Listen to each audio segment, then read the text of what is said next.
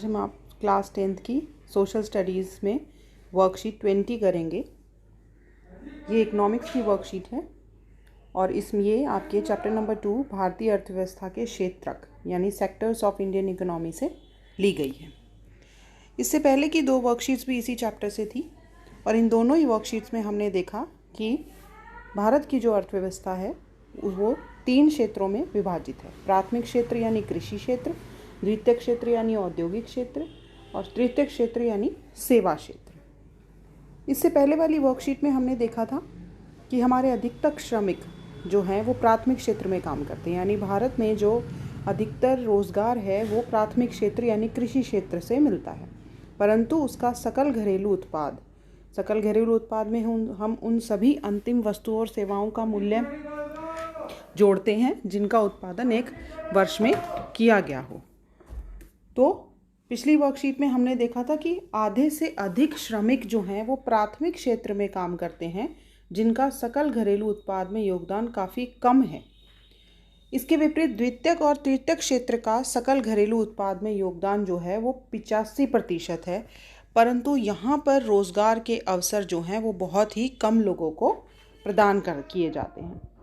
कृषि क्षेत्र में अधिक लोग होने के बावजूद भी वहाँ पर उत्पादन कम क्यों है? क्योंकि कृषि क्षेत्र में अल्प बेरोजगारी, जिसे हम छिपी हुई बेरोजगारी या प्रच्छन्न बेरोजगारी भी कहते हैं, वो देखने को मिलती है, जिसमें देखने में तो ऐसा लगता है कि बहुत से लोग जो हैं वो रोज़गार में लगे हुए हैं परंतु वो उत्पादन में अपना कोई योगदान नहीं दे रहे होते। कुछ लोग ऐसे हैं जिन्हें बिल्कुल रोज़गार नहीं मिला है। ऐसी स्थिति को देखते हुए हमें अपने देश में अधिक से अधिक रोज़गार सृजित करने की आवश्यकता है। हमें अधिक से अधिक रोज़गार उत्पन्न करने की आवश्यकता है। अब अधिक से अधिक रोज़गार कैसे उत्पन्न किया जाए? भारत की जनसंख्या करीब 133 करोड़ के करीब है और इतनी बड़ी जनसंख्या के लिए रोज़गारों की उत्पत्ति करना, रोज़गारों का सृजन करना, रोज़गार विकसित करना जो है एक बहुत बड़ी चुनौती है। तो कृषि क्षेत्र में तो एक हम निश्चित मात्रा में ही जो है रोज़गार प्रदान कर सकते हैं, परंतु हमें द्वितीयक और तृतीयक क्षेत्र में जो है बहुत अधिक से अधिक रोज़गार सृजित करने की आवश्यकता है। अब हम इसमें दो तरह से रोज़गार जो है वो सृजित यानी विकसित कर सकते हैं। एक है छोटी अवधि के लिए और एक दीर्घकालीन उपाय। छोटी अवधि के लिए यानी थोड़े समय के लिए जो लोग बेरोज़गार हैं वो अपने जीवन यापन कैसे करें, इसके लिए सरकार ने जो है महात्मा गांधी रोज़गार योजना चलाई, जो कि 2005 में चलाई। इसे मनरेगा भी कहते हैं। मनरेगा आप अपनी बुक में पढ़ेंगे। तो महात्मा गांधी राष्ट्रीय रोज़गार योजना, इसकी शुरुआत 2005 में हुई। इस योजना के अंतर्गत कम से कम 100 दिन के रोज़गार की गारंटी दी गई, यानी जो व्यक्ति इस मनरेगा के अंतर्गत पंजीकृत है उन्हें कम से कम 1 वर्ष में जो है 100 दिन के लिए रोज़गार अवश्य दिया जाएगा और अगर रोज़गार ना मिले तो बेरोज़गारी भत्ता दिया जाएगा। तीसरी इसकी विशेषता ये है कि अपने गांव या आसपास के क्षेत्र में ही कार्यस्थल होना, यानी ये नहीं कि उसे काम के लिए दूसरे शहर में जाना पड़े, उसके आसपास के क्षेत्र में ही उसे कार्य उपलब्ध कराना। एक और इसकी विशेषता ये है कि महात्मा गांधी रोज़गार योजना के अंतर्गत 1/3 रोज़गार जो है महिलाओं के लिए सुरक्षित करने का प्रावधान है और गरीबों में भी अति गरीब लोगों को ही रोज़गार प्रदान करना इसकी जो है प्रायोरिटी है, इसकी प्रमुखता है। अब ये तो हो गए आपके छोटी अवधि के लिए, यानी थोड़े समय के लिए अगर भाई कोई बहुत बेरोज़गार हैं और उन्हें किस प्रकार उन्हें जीवन यापन करने के लिए जो है रोज़गार के अवसर उपलब्ध कराए जाएं। परंतु इतनी बड़ी जनसंख्या को देखते लिए भारत में दीर्घकालीन लंबे समय के लिए उपाय करने की आवश्यकता है ताकि आने वाले समय में जो है लोगों को अधिक से अधिक रोज़गार मिले। तो इसके लिए क्या करना चाहिए, क्या उपाय कर सकते हैं? सबसे पहले कृषि सुविधाओं में सुधार।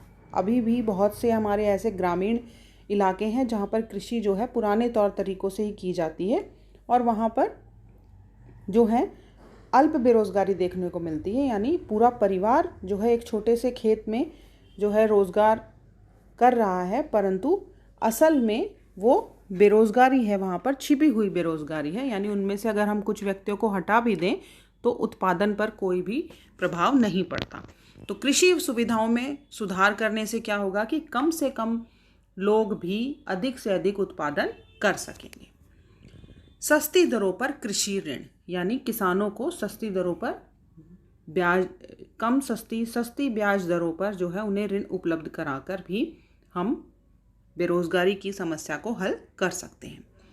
अर्ध ग्रामीण क्षेत्रों में उद्योगों की स्थापना कैसे? कुटीर लघु उद्योग, छोटे उद्योगों की स्थापना करने के लिए बैंकों से सस्ती दरों पर ब्याज उपलब्ध कराया जाए, इसकी भी हम उपाय कर सकते हैं। विद्यालय एवं कॉलेजों की स्थापना, शिक्षा का स्तर अगर ऊंचा होता है तो शिक्षा के साथ साथ आपकी बेरोजगारी भी घटती जाती है। स्वास्थ्य सुविधाओं का बेहतर करना, स्वास्थ्य सुविधाओं का बेहतर करेंगे तो वहाँ पर भी रोजगार के अवसर जो हैं वो आपके पैदा होंगे। अब इनसे रिलेटेड आपके 4 क्वेश्चंस दिए गए हैं। इसमें सबसे पहला क्वेश्चन है, महात्मा गांधी राष्ट्रीय ग्रामीण गारंटी योजना, जिसको मनरेगा कहते हैं, 2005 में इसकी स्थापना हुई। ये कई बार वन वर्ड में क्वेश्चन पूछा जाता है। इसकी विशेषताओं की व्याख्या करें। तो महात्मा गांधी राष्ट्रीय ग्रामीण योजना 2005 की विशेषताएं आप ये सभी लिख लेंगे कि यह योजना 2005 में लागू की गई।